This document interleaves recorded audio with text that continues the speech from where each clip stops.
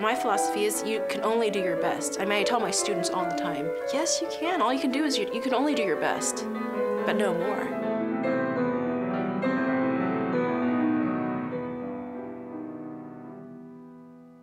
We've been out to restaurants with her, and she gets recognized, and it's so cool. It just makes you even more proud of her. It is really neat. And you pick up the local paper, and pff, there's Angelin. Yeah, there's a picture of Angelin. And NPR, it's really neat. Every morning for like 2 months in a row, NPR, when they would do like the little bumpers in between stories, would congratulate Angelin Chang, Grammy award-winning pianist at Cleveland State University. When I heard just part of the announcement, I was like, oh my goodness. I couldn't believe it. I mean, I can still feel it. I mean, it's just, I feel like, oh gosh, tears are coming to my eyes. Like, oh my goodness, this is just unbelievable, just incredible. She told me about it in such an offhand kind of way. It was like she left a message for me. And I think part of it was that she was having this dress made, and the dressmaker lives on my street. And she said, oh, hey, Ellie, I just wanted to say hi. I happen to be going past your house. I'm picking up this dress, you know, because I'm going to go to the Grammys. And it was just kind of like that. And I was like, whoa. You know, I'm listening to this message going, she's going to the Grammys? You know you do the best work that you can do. And that's really important, and that's really rewarding in itself, but to be recognized is like, oh, over the top. I'm interested in being a teacher myself, not just a performer, so that I can bring some things to others. Also, I feel this responsibility. I've been so fortunate myself to have these experiences that you can't just keep it for yourself or just be a great performer and not pass it down to the next generation so that it can be reproduced or can progress, basically. It's important that the students or those after you are able to go beyond you. I was intimidated. I did not know about her whole history of world-famous career. I didn't know about all her credentials, but I knew that she was a very accomplished pianist. It's such a personal relationship between your professor and the student when you get to this high level. She's very committed to my education. She's committed to her education. She's committed to this school. I think she's a gem to this department. She's so committed to her students, and I think that's wonderful. I feel that when I'm working with her, that she's committed to my education to take me as far as I can possibly go. When I was younger, I wasn't sure if I wanted to go into music professionally. Actually, that was not a real consideration on my part. Even in discussions with my parents, they didn't know too much about the field, so it's a great thing to do. It's very educational. So I would have to, again, thank my teachers for getting me involved in music and really giving that support and encouragement.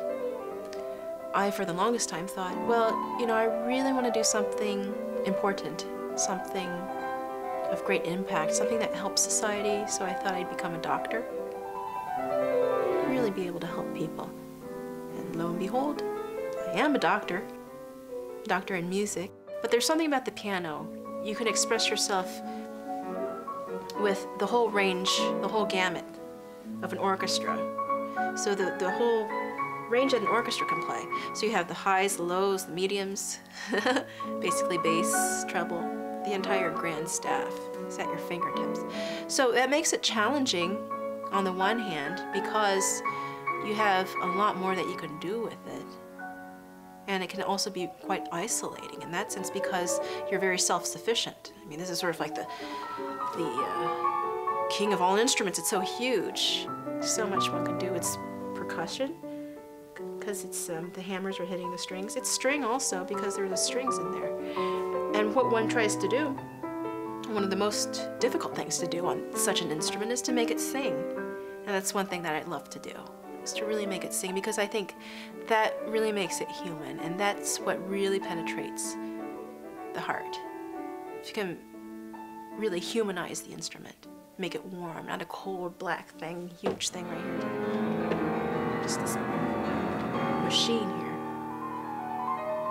And that's the magic about music, because it's, sure, you can feel the keys And unlike some other arts where you can see and it's very tangible, you can sculpt things, you can hold it, you can feel it. This, we're creating things that are up in the air. Sure, you touch the keys. But what we're mixing sound. But here, it's just up in the air. It's like creating magic. It always seems so dramatic to me when she plays. I'm sure you've had a chance to see her play, and she does the kind of flourishes when she finishes. It's fun to watch. It's lovely to listen to, and it's very energetic to watch. But it's funny because she's so serious. She's the serious musician. She's a professor of piano. She's very accomplished. She plays these concerts all over the world. But then when you go talk to her, she's a fun, so normal, funny person who's actually a much nicer person than Lisa or me. Well, I know I couldn't do her schedule. I mean, when I hear about what she's doing and all the projects that she has going on at once, and then she's traveling here, and then she'll be back here, and then she has these students, and then she's going to be over here, and then she's going to be... I'm very impressed by her multitasking. That's me. That's who I am. That's who I am. Take it or leave it. What can you do? You're going to cut out all the ums and stuff, right? I'm going to make like a whole reel of you just going,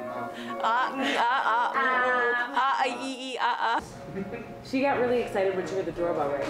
Yeah. It was like she knew, and her heartbeat got raised, and she was wagging her tail. Okay, I'm going to just... Trying to ride her coattails to fame. Yeah, no, it hasn't gotten me that far. No, it really hasn't. Yeah. Gotta ride harder. I don't think you should use that.